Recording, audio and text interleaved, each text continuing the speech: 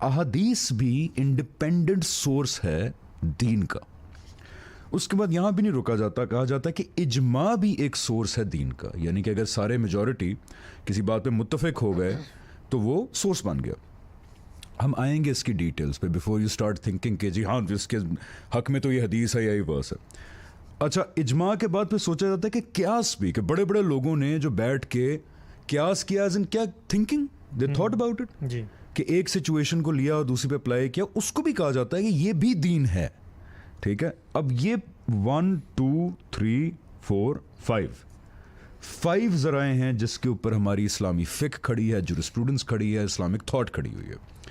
اب جی حسن صاحب مجھے بتائیں, اچھا ہم نے بڑے لے مین ٹرمز میں بات کرنی ہے, کیا فرق ہے ہمارے اپروچ میں اور جو ٹریڈیشنل اپروچ ہے, جو پریولنٹ اپروچ ہے مین اسٹریم, اس میں سورسز آف دین کے حوالے سے کیا فرق ہے؟ اگر میں صحیح سمجھاؤں تو ہم کہتے ہیں 5 نہیں ہیں. اللہ کیا چاہتا ہے کا سورس صرف قرآن ہے اور سنت ہے. دین کا تنہا ماخذ محمد رسول اللہ صلی اللہ علیہ وسلم ہے. Please explain. جی یہ بہت امپورٹنٹ سوال ہے, اس لیے کہ بطور مسلمان جب آپ کسی کو یہ کہتے ہیں نا کہ تم نے دین پر عمل کرنا ہے, تو سب سے پہلا بنیادی سوال یہ اٹھتا ہے کہ وہ دین پایا کہاں جاتا ہے. یعنی دنیا کے اندر جب ہم کسی کو ریفر کرنا چاہتے ہیں کسی نقطہ نظر کی طرف, تو ہم اس کو نشاندہی کر کے بتاتے ہیں کہ تم کانسٹیٹیوشن آف پاکستان پر عمل کرو.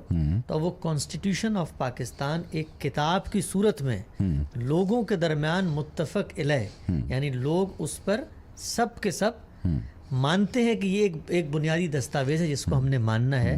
اس کی طرف رجوع کریں گے تو وہاں سے ہم قانون اور دستور اور ریاست کیسے چلے گی اس کے اصول ہم وہاں سے لے سکتے ہیں. بالکل صحیح. تو یہ سب سے بنیادی سوال ہے. آپ نے بڑی اچھی جگہ سے بات اٹھائی تھی کہ بطور انسان میں دنیا میں آ گیا, مجھ میں یہ شعور اندر رکھا گیا تھا کہ میں مخلوق ہوں, خالق کو تلاش کرنا ہے. میری فطرت کے اندر بھی یہ چیز تھی, میرا اندرون بھی اس کی گواہی دے رہا تھا, میری عقل بھی اس کی گواہی دے رہی تھی, کائنات کا نظم بھی اس کی گواہی دے رہا تھا. یہ سب چیزیں مجھے بتا رہی تھیں کہ خالق کا تلاش ہے تمہارے اندر, یہ جستجو ہے تمہارے اندر. اب میں پلٹ کے کرتا کیا ہوں, میں سوسائٹی میں نظر دوڑاتا ہوں اور اس پوری بحث کو آپ ان ٹیکنیکل ٹرمینالوجیز سے اوپر اٹھا دیں, اس کو بالکل زمین پہ لے آئیں سادگی کے ساتھ کہ میں آج دنیا میں پیدا ہوا ہوں, یہ سب چیزیں میرے ساتھ کھڑی ہیں, اب میں خدا کو تلاش کرنا چاہتا ہوں. میں ارد گرد بھٹک رہا ہوں کہ میں ڈھونڈوں کہ خدا کہاں ہے, کہ میں اس کا دامن پکڑوں اور وہ کیا چاہتا ہے میرے سے, اور میں اس سے پوچھوں کہ آپ مجھ سے چاہتے کیا ہیں اس دنیا میں. یعنی میں مان لیتا ہوں کہ آپ خالق ہیں, میں مان لیتا ہوں آپ پروردگار عالم ہیں, میں مان لیتا ہوں کہ میں سرنڈر کروں گا آپ کی اطاعت کے آگے. چاہتے کیا ہیں, کہاں لکھا ہے آپ نے, کیسے سمجھوں گا میں آپ کی بات. تو یہ ہے وہ سب سے بنیادی سوال جو مذہب کو ماننے والے ہر فرد کے سامنے کھڑا ہوا ہے اور اس کو چیلنج کر رہا ہے کہ جب تک تم ان اوریجنل سورسز کو دریافت نہیں کرو گے جہاں خدا کی بات لکھی ہوئی ہے, تب تک تم خدا کی بات کو سمجھ ہی نہیں سکتے. اس کی وجہ کیا ہے کہ ہم خدا کی بات اپنی عقل, اپنے استنباط, اپنی منطق, اپنے فلسفے, اپنی تاریخی روایت سے اخذ نہیں کرتے. نہیں, ہم کہتے ہیں ایک حی و قیوم خدا ہے جس نے بتا دیا ہے کہ کیا کرنا ہے, اور وہی بتائے گا نا, وہی بتائے گا, اور جو بتائے گا بس وہی بتائے گا, اسی پر ہم وہیں تک رکھیں گے بات, وہیں تک رکھیں گے. اس میں نہ تنکے کا اضافہ کر سکتے ہیں نہ تنکے کی کمی کر سکتے ہیں, کیونکہ اس کے لیے سند چاہیے ہوگی نا, ہمیں بتانا پڑے گا ہم اضافہ کر رہے ہیں تو ہمیں کہاں سے اتھارٹی, یعنی اس کے لیے یا تو خدا کی جگہ پہ ہمیں کھڑا ہونا پڑے گا, کیونکہ کائنات کا رب ہے نا, اس نے فیصلہ کر دیا ہے. اب اگر اس کے فیصلے میں ہم ترمیم یا اضافہ کرتے ہیں تو گویا ہم اس کی اس حیثیت کو تسلیم نہیں کرتے. تو بحث یہاں سے اٹھتی ہے.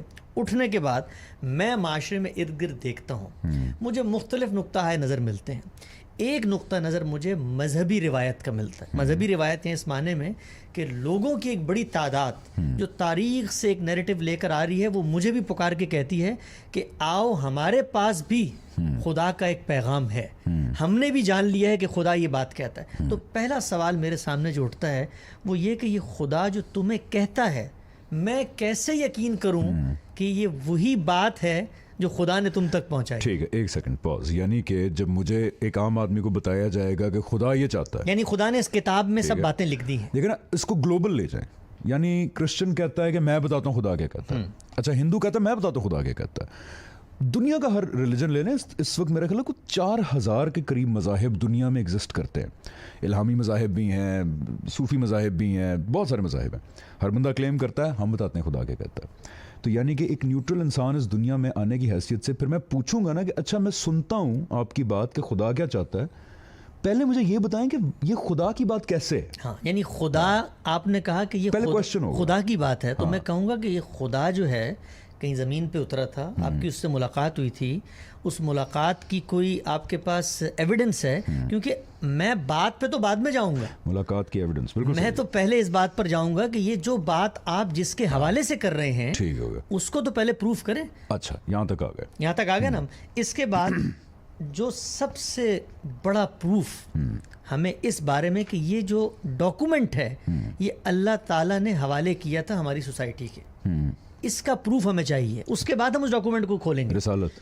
تو ہم کیا کرتے ہیں, ہم یہ کرتے ہیں ایک انسان کی حیثیت سے, دنیا میں جس طریقے سے ہمارے اندر چیزوں یا حقائق کے ادراک یا ٹرانسفارمیشن آف نالج کے جو ذرائع ہیں ان میں جو ہمارے علم میں موجود ہیں ہم ان کا اطلاق کر کے دیکھتے ہیں. یعنی مجھے اگر کوئی شخص آ کر یہ کہتا ہے کہ بھائی یہ غالب کی کتاب ہے, یہ کارل مارکس کی کتاب ہے, یہ ہیگل کی کتاب ہے, یہ کانٹ کی کتاب ہے, تو میں سب سے پہلا کام کیا کرتا ہوں, سب سے پہلا کام یہ کرتا ہوں کہ علمی طور پر, عقلی طور پر اس چیز کو پائے ثبوت تک پہنچاتا ہوں کہ یہ واقعتاً کانٹ کی کتاب ہے. ٹھیک ہے. کیسے پہنچاتا ہوں؟ دو ہی رستے ہیں دنیا کے اندر آج تک نالج کو ٹرانسفارم کرنے کے, یعنی انفارمیشن کے ابلاغ کے, ٹرانسفر کرنے کے. یعنی میں مثال دیتا ہوں آپ کو, آپ نے مجھے کہا یہ خدا کی کتاب ہے, میں یہ کہتا ہوں کون لے کر آیا ہے اسے, کہاں سے ملی؟ یعنی خدا نے کہیں آپ کے اوپر نازل کی تھی, کوئی اس کی ویڈیو ہے آپ کے پاس, خدا نے کسی صندوق میں رکھ دی تھی, آپ نے اس کو دیکھا تھا, کوئی گاڑی ہے جس کی چھت پہ خدا نے یہ کتاب رکھی اور تم تک پہنچ گئی, کہاں سے آئی ہے, آئی کہاں سے؟